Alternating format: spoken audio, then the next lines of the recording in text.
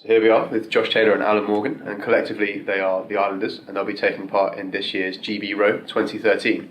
So we're going to ask them a few questions about the sorts of ordeals that they're going to go through over the month of June. Is that right, guys? Mm-hmm. June. Sorts of challenges they're going to face, and if they're still going to be friends by the end of it. So let's hope so.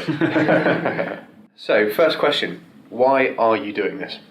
There's a few reasons, really, isn't there? Yeah, quite a few reasons. I'd say probably the first reason is because we've always wanted to do an endurance challenge that not many people have done, not many people have completed, and we've basically found a perfect challenge, one that suits our skill sets really. Our skills from sailing and navigating, which we've been brought up with at home, and our skills of rowing, which we've achieved through going to university. And I'm from Plymouth University, and you're from... I'm from Bristol. That doesn't really count towards anything. No. Well, the next question is, how have you been preparing for this? I mean, I gather the general idea is to do 2 hours on, 2 hours off. So how do you train for doing that? 7 days a week, every day. The truth is, you can't really train for it. I think some of the things we've been doing, we've been training 6 to sort of 7 days a week, standard university training. Most people know what that's like. And then, I don't know, I've been sleeping on the floor the last couple of nights. Just to prepare. Yeah, seriously. Your girlfriend's fed up with you. Yeah, that's part of the reason, but it's my choice.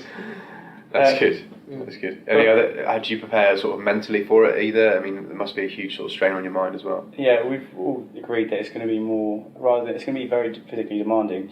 It's going to be tough on our bodies, on our limbs, on our muscles, and our, obviously, hands, and our bums are going to wear away, but it's going to be, like you've said before, it's mental muscles, isn't it? Yeah, absolutely. So it's something which you try and prepare, but there's so much preparation for it. For instance, other preparation, we've been down to Plymouth to see our old professors in navigation and meteorologist specialists, and they're helping us out with weather routing and the navigation side of things.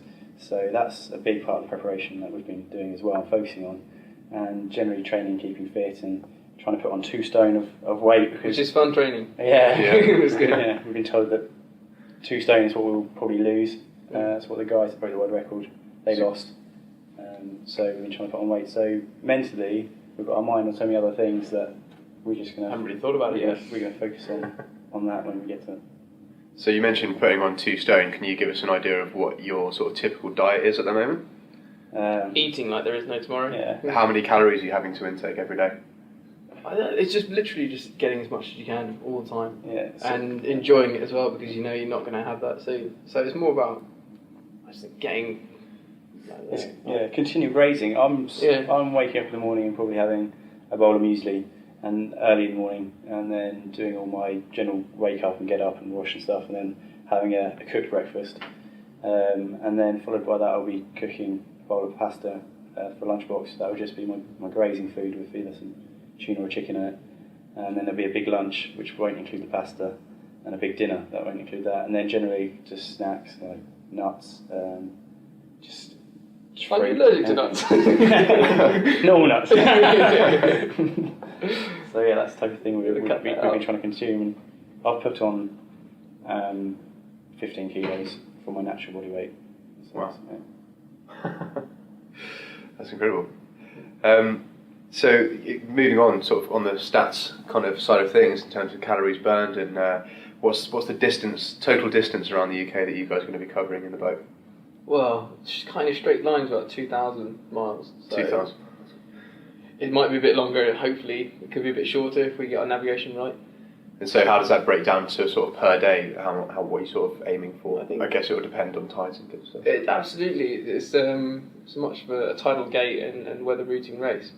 But hopefully it will break down something like 80 nautical miles a day, would be about 25 days. Yeah, so about 3 marathons a day. Yeah. 3 marathons a day. And if we could just do 3.3 knots, then that's the world record. Like constantly, 24 hours a day, day and night. Day and night.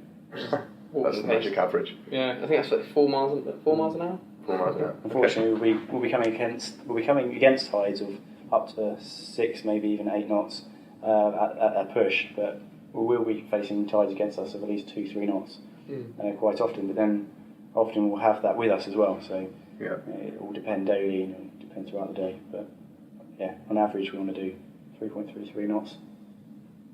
constantly. 3.33. Okay, cool.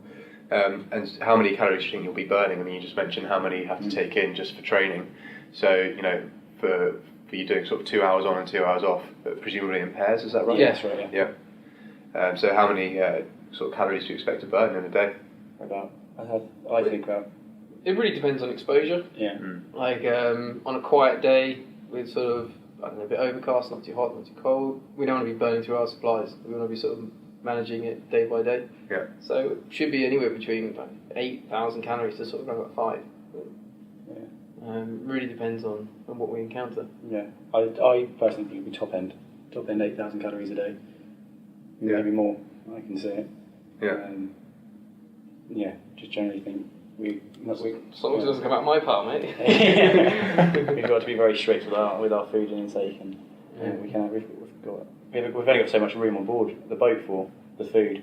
We've got boxes in your house up to the ceiling. Yeah. As tall as a man, and definitely wider from wall to wall of just food. So there's a lot to fit. I see. Yeah. And is that all going to fit in the boat? Have you tried a sort of layout to fit in the? Yeah, we have a certain design. We have central bow tanks and things like that to float with water, and then we obviously have to eat the weight out of the boat in a very organised way, otherwise it'll affect trim. Right. So down the outer side of the boat we have 8 holes.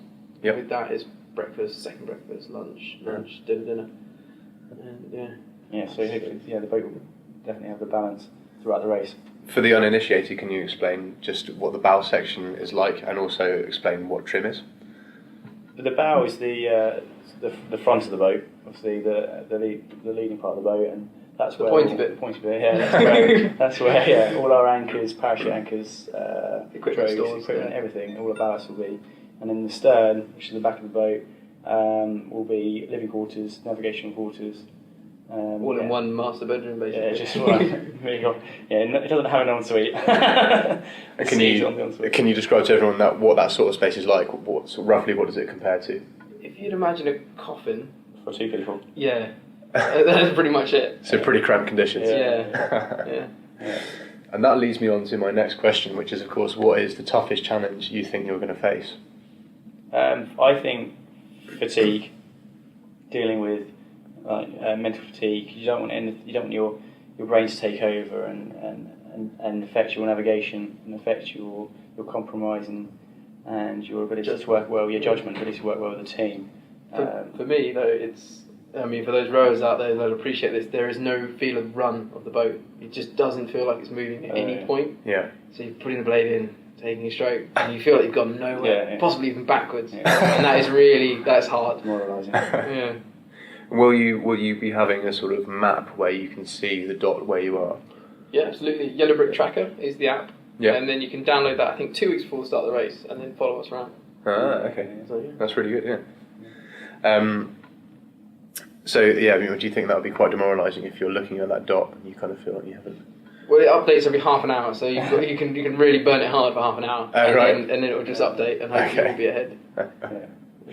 I think for anyone who's ever been on a long haul flight and they show the dot of the plane, that can be quite demoralising. You look up after an hour and you're not actually that much further ahead. And that's going 500 miles an hour. Yeah, exactly. I think what will also be a killer is any rower knows their hands and their bums are going to have sores, and if you can imagine what a 2-hour session on the river's like, and how your hands feel probably after you haven't been on the water for a month or so. Yes. Your hands are nice and fresh and they tear easily.